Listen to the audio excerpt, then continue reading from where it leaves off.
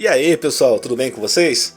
Olha, hoje eu tô aqui pra falar sobre um assunto que ganhou bastante força desde o lançamento da cinemática da nova expansão aqui do WoW. Na cinemática a gente vê o Anduin e o Thrall no deserto de Silitos, eles estão ali ouvindo uma voz que tá chamando por eles. E o Thrall diz a Anduin que nesse momento eles precisam da sua luz.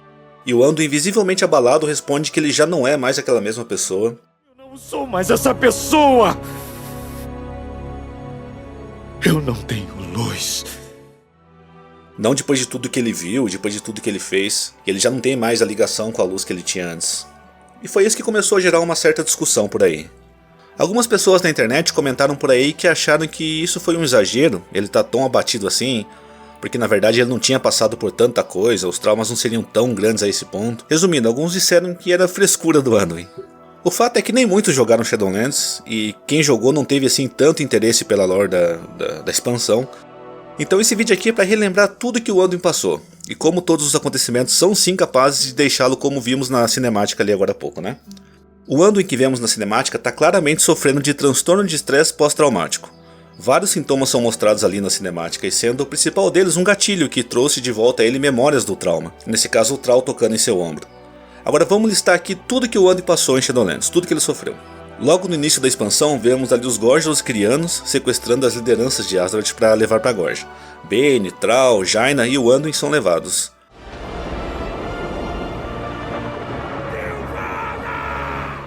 Chegando na Gorja, todos começam a ser torturados sob os olhares de Sylvanas e do Planejeiro. Em determinado momento, Thrall comenta que parece que eles estavam sendo testados para alguma coisa. O Planejeiro realmente buscava alguém especial entre eles. Após o jogador conseguir chegar até os líderes, eles são encurralados pelas forças do Planejeiro. É quando o Anduin, demonstrando muito poder, heroísmo e conexão com a luz, consegue evocar a luz sagrada dentro da Gorja, para ganhar tempo ali para os companheiros fugirem. Esse ato foi tudo que o Planejeiro precisava para enfim escolher o seu alvo. Anduin tinha a pureza e o heroísmo necessários para caminhar pelo bastião e conseguir uma audiência com o Arconte. E também tinha um potencial enorme para se tornar um aliado poderoso. Eventualmente, o jogador vai até a torre resgatar todos os líderes de uma vez por todas, exceto Anduin, que foi levado muito mais fundo na torre, onde ele estava sendo preparado para se tornar uma arma poderosa. Sylvanas, sabendo dos planos de dominação do Planejeiro, imaginava que seria melhor convencer Anduin sobre a visão deles, e sobre por que aquilo era certo, e ter um aliado dedicado à causa, do que simplesmente um aliado que estava sendo controlado. Assim, a Sylvanas achava que teria mais êxito no plano. Guerra sem fim a que você, como todos os outros Ring, não sobreviverá. Você sabe a verdade. Nada é justo. E assim foi, a Sylvanas tentou corromper o Anduin, fazendo enxergar que a morte era injusta, que não existia escolha após a morte, que pensava que aquilo ali era uma coisa que fugia do controle das pessoas, que teriam o direito de escolherem para onde iriam, e pensava que o plano do Planejeiro era mudar isso, deixar de uma maneira que você pudesse escolher seu destino pós-morte. Anduin rapidamente retrucou, dizendo que ela também estava sendo usada e enganada. Então Sylvanas percebeu que não conseguiria quebrar o Anduin facilmente. Junte-se a nós por bem, ou seja forçado a servir. Pensei que você acreditasse em livre-arbítrio, Sylvana. Nunca tivemos livre-arbítrio, leãozinho. Mas isso está prestes a mudar. A Shalamain, que é a espada que o Anduin empunhava, ela foi reforjada e recebeu o nome de Kingsmorn, a Régio Lamento, que foi infundida com o que restou da alma de Arthas. Sylvanas novamente tenta convencer Anduin a se juntar à causa por vontade própria. Ele percebeu que ela insistia tanto nisso porque ela queria dar a ele uma escolha, uma coisa que ela não teve, demonstrando brevemente traços de arrependimento nela, sobre o que ela fez ou o que estaria fazendo. Ao ser confrontada sobre isso, ela então resolveu que não adiantaria mais conversar. Então finalmente Sylvanas converteu o Anduin a um mero instrumento do Planejeiro. Então eu vou oferecer uma última vez. Junte-se a nós, ou será forçado a nos servir. Que escolha é essa? Pra que me dar a escolha que você nunca teve?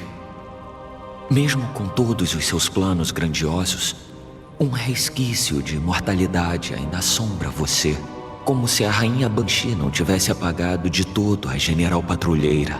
Pare! Agora eu entendo por que você me trouxe aqui. Por que você fez tanto para me persuadir. Porque se me fizer abandonar as esperanças, você poderá fazer o mesmo. Chega! Anduin então passou a vestir uma armadura forjada com runas de dominação, que permitiam total controle por parte de Zovaal. E a cada vez que ele assumia o controle, Anduin sentia que estava deixando de existir pouco a pouco, sendo tomado por uma terrível escuridão. Anduin então, disfarçado dele mesmo, conseguiu facilmente acesso à Fortaleza Elísio, no Bastião, e uma audiência com o Arconte. Nesse momento, o Arconte percebeu que aquele mortal estava sendo controlado pelo Planejeiro, então ela foi atacada e teve o selo tomado. Logo após o ataque, Anduin retomou o controle por um momento, onde ele pôde perceber o ato horrível que ele fora obrigado a fazer.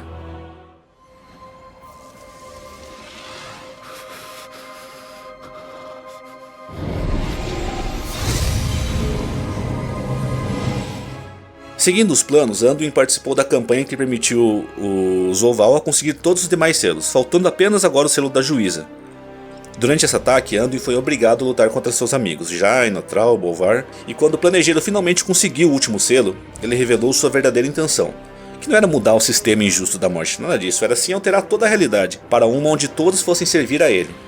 Sylvanas obviamente percebeu que ela foi usada, se sentiu traída, tentou se voltar contra ele e foi subjugada rapidamente, assim Anduin e o Planejeiro escaparam para Azereth Mortis. Seja o primeiro a testemunhar o fim da realidade.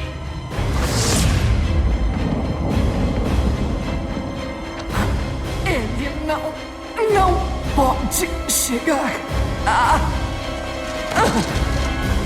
Na raid Sepulcro dos Primogênitos, após batalhar contra o aventureiro e seus aliados, foi onde Anduin finalmente conseguiu se libertar do controle, com a ajuda de seu pai e de Saurfang, conseguindo mostrar a ele que era possível ele sair daquela situação. Meu filho,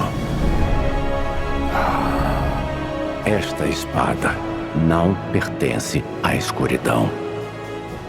Ela foi forjada pela bravura.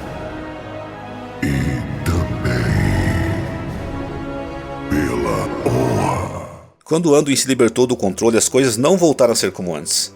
É dito que quem é tocado pela magia da dominação nunca consegue se livrar totalmente dos efeitos danosos que isso causa. Anduin passou o resto da expansão lamentando tudo o que havia feito, não conseguindo deixar nada para trás. Ao final, Anduin diz a Greymane que não pretende voltar para liderar a aliança, porque naquele momento ele precisava muito de um tempo, de se afastar de tudo e tentar entender o que ele era realmente de fato, pois ele não se sentia preparado depois de tudo que aconteceu. Então ele foi até a Gorge encontrar Sylvanas. Lá eles tiveram uma conversa onde Anduin revelou o que mais incomodava ele, que apesar da dominação, ele sabia o que estava fazendo e tinha consciência de tudo. E confessa que parte dele até gostou daquilo que aconteceu, daquilo que ele estava fazendo. Isso assustou, fazendo perceber que talvez se ele chamasse pela luz, ela não ia atender mais, teria sido abandonado. Um dia, quando tudo vira um borrão, foi uma coisa horrível, porém extasiante. E me dá nojo pensar que essa satisfação pode ter sido minha. Então foi por isso que você veio. Você tem medo de não ser quem pensou que fosse. Tenho dúvidas se algum dia eu já soube. Pela primeira vez na vida, tenho medo de chamar o nome da luz e ela não me responder.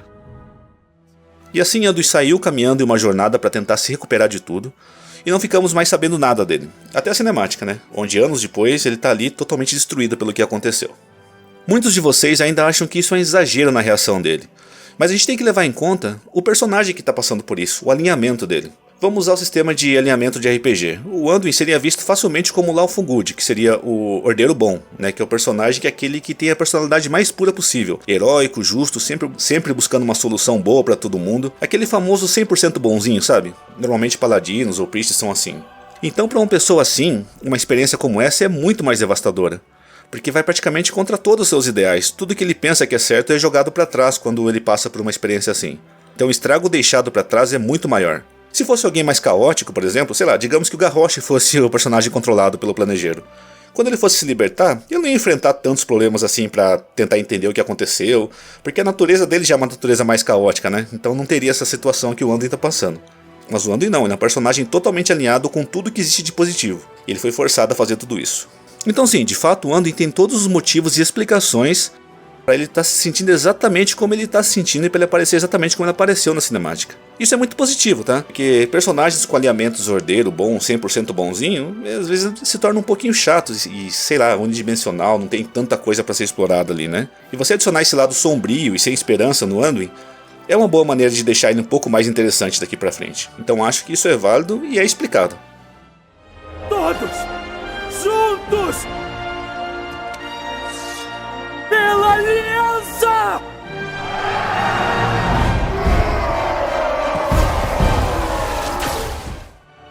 Mas e aí vocês, o que acharam disso? Acharam justificada a maneira como o Anduin apareceu pra gente novamente? Ele tá passado por tudo isso, ele tá dessa maneira? Deixa aquele comentário aí, aquele like. Se não é inscrito ainda, se inscreve no canal, dá uma força aí, viu? E muito obrigado aos membros do canal pelo apoio ao trabalho que eu faço aqui. Em especial a Buba, membro da Camba da Época, e ao Murilo, membro do lendário aqui do canal. Muito obrigado e até o próximo vídeo.